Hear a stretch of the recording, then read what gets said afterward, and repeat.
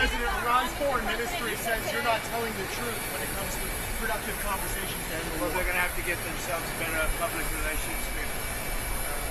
We have had very, very strong talks. We'll see where they lead. We have major points of agreement. I would say almost all points of agreement. Perhaps that hasn't been conveyed. The communication, as you know, has been blown to pieces. They're unable to talk to each other. But we've had very strong talks. Mr. Witkoff and Mr. Kushner had them. They went, I would say, perfectly. I would say that if they carry through with that, it'll end that problem, that conflict, and I think it'll end it very, very substantially. We have very much in mind our partners in the Middle East. We've had great relationships with a lot of them, as you know. A lot of them were surprisingly hit, and I was surprised to see it, and so was everyone else, but we have, they're very much in mind in the discussions.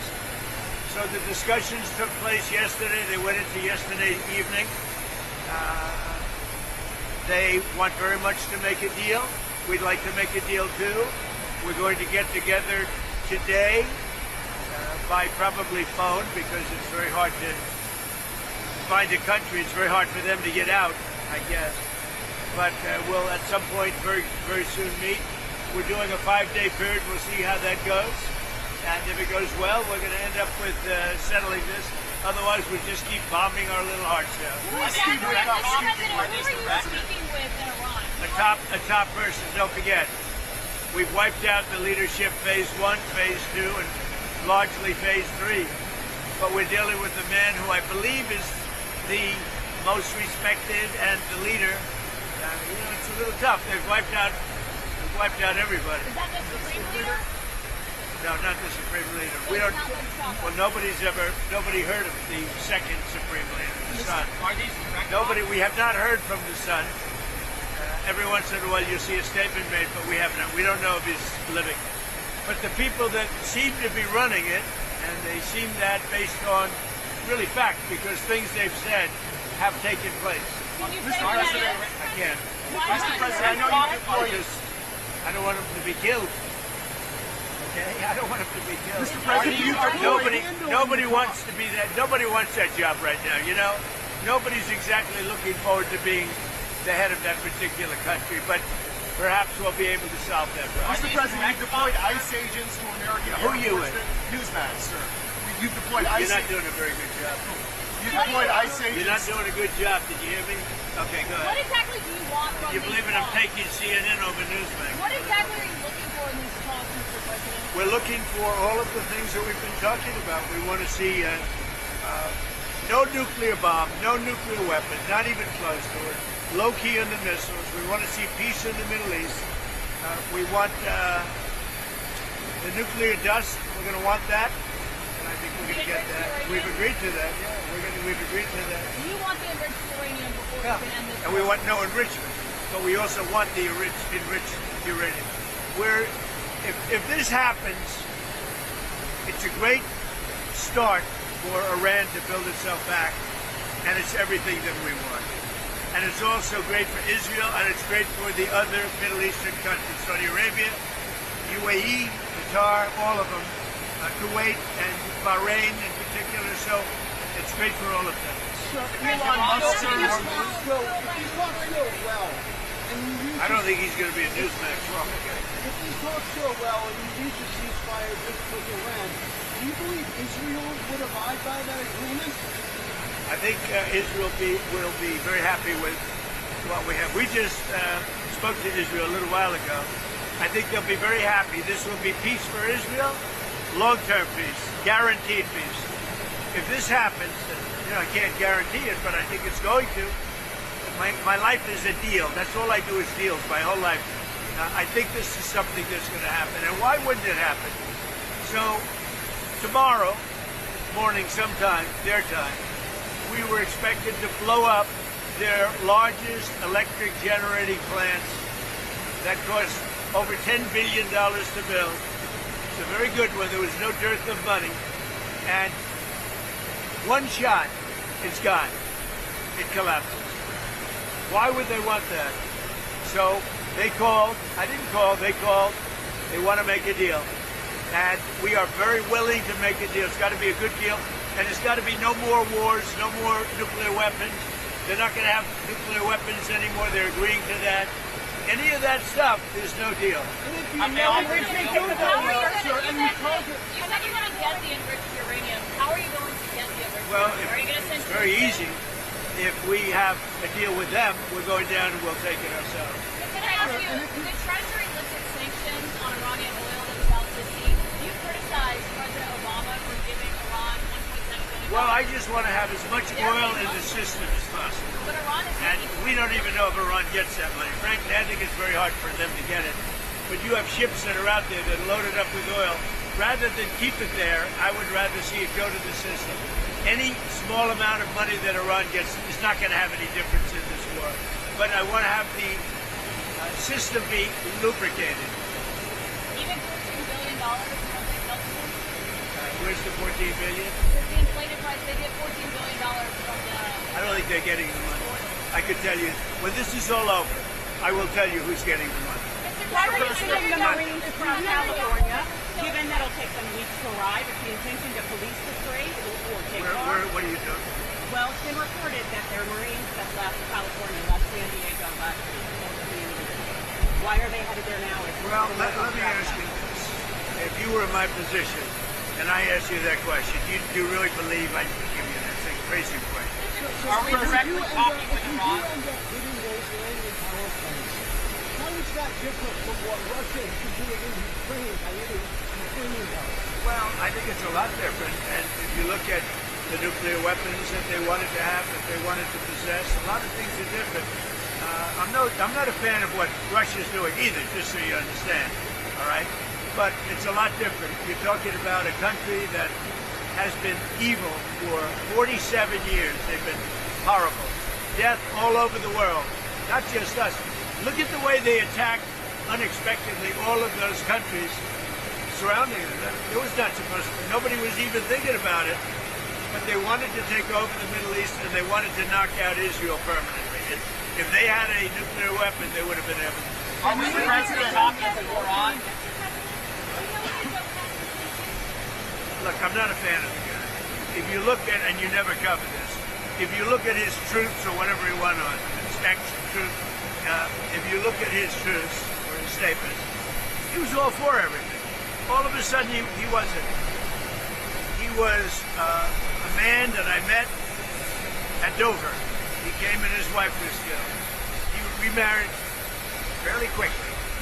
His wife was killed, and I felt badly for him. He ran for Congress, he lost. He ran for Congress again and he lost. I said, you know, he's a guy, nice guy, seemed like a very nice guy. I met him, he was pretty heartbroken, pretty. But I said, you know, it's a shame. He ran for Congress twice. Call him up, give him a job in the White House. Smart. He gave him a job in the White House, and this is what he does to me, you know? Being a nice guy doesn't pay off too much. Think of it. He loses twice in Congress. Ran not very good campaigns. Should have won. But he loses twice. How do I get him? I have my people call him, because I didn't deal with him for the most part. I saw him a couple of times, but I never dealt with him at all. I had no idea his ideology was left or right, whatever it is. I can say this. He said very strongly that Iran is not a threat. Iran's been a threat for 47 years, and there's not a country in the world that doesn't agree with me on that. So I take this guy, Joe Kent, who lost twice for Congress, pretty badly and tough, and it was devastated, and I know that he lost his wife. So instead of letting him live out his life, I brilliantly have my people call him and offer him a job in security, essentially, in the White House. Now, what does he do? He goes out and he says that Iran is not a threat to get publicity. Now, he probably signed up with CNN or maybe signed up with your division of Newsmax. I don't know, but probably signed up with CNN or somebody. But if you look at his tweets, X's or truths, whatever he uses, I don't know because I don't follow him. What he said, 100% he agrees with me. All of a sudden he leaves. I never knew he had a problem. Now, I hear they're looking at him for leaking. That's possible. But just so you understand, just to put it to rest, he lost twice badly. He also lost his wife. He's remarried since. He lost his wife. I felt badly for him. So I told my people, reach out to him, give him a job at the White House. This is the thanks I get. Any other questions? He said Iran was not an imminent threat. That was the intelligence. I think it was an imminent threat. I think that Iran, if we didn't bomb them with the B-2 bombers, now that set them back. But if we didn't hit them with the B-2 bombers, they would have had a nuclear weapon within 2 weeks to a month. And if they had a nuclear weapon, they would have used it as soon as they got it. If you obliterated their nuclear sites last summer with your strikes, then how can you argue with an imminent threat now? Oh, we hit them so hard, we obliterated them. But that doesn't mean with the right equipment, you can't dig down and go get it. We don't want that. We won't have that. But we obliterated that site. They still haven't been able to get it. That was a complete success. But if it wasn't, they would have had, if we didn't hit them, if we didn't use the B-2 bombers, which are unbelievable, we just ordered 22 more of them, modern version, by the way, super modern version. If we didn't hit them with the B-2 bombers, they would have had, within 2 weeks of that attack, that's why we hit them, because we knew they would have had a nuclear weapon. They would have used it on Israel and the entire Middle East. Overall crime in Memphis is down 43% since you began this task force. Is this a template you think is well, working? what I'm doing today, really, this was supposed to be, this was a little bit before, set up a couple of weeks ago. This was before we had this situation with Iran take place last night. And by the way, they're just not committed. When they say, I'm sure they don't mean that. When somebody says, oh, I didn't know we were talking last night, and I'm sure they have a lack of communication, which is appropriate considering we blew up, in addition to their Navy, Air Force, every division, their radar. We also blew up all of their anti-aircraft and communications. So they have no telecommunications. So there is a lack of, I would imagine, a lack of coordination. If you're worried about the miscommunication. Well, we think all we can do is think, look, we have numerous leader groups. They've all been killed. Very dangerous position. Khomeini was killed. Khomeini's son is unavailable. Nobody knows what happened to him. I can say they haven't seen him there either. Something is going on with him, but regardless, I don't consider him really the leader.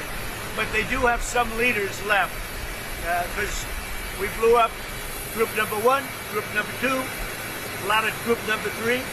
But we think we have people that are very representative of the country and will do a good job in representing. So you said there's many points of agreement with Iran right now. Many.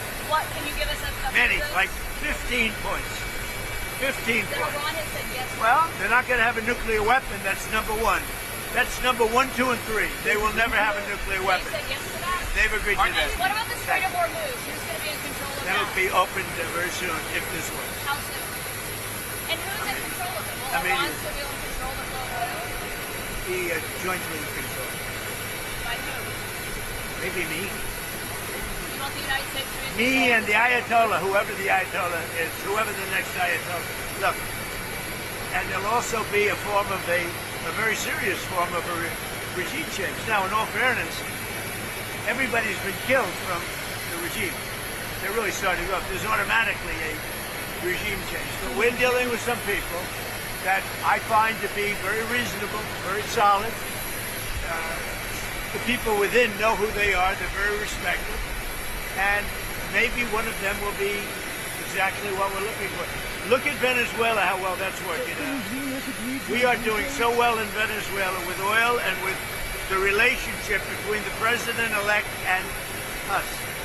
And maybe we find somebody like that. Are you considering more options to lower the price of oil while the cost? The price of oil will drop like a rock as soon as the deal is done. I guess it already is today.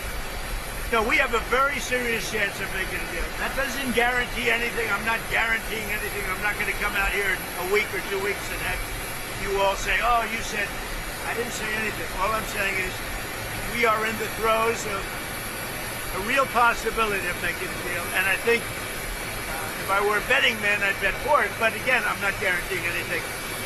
They want to make a deal very badly.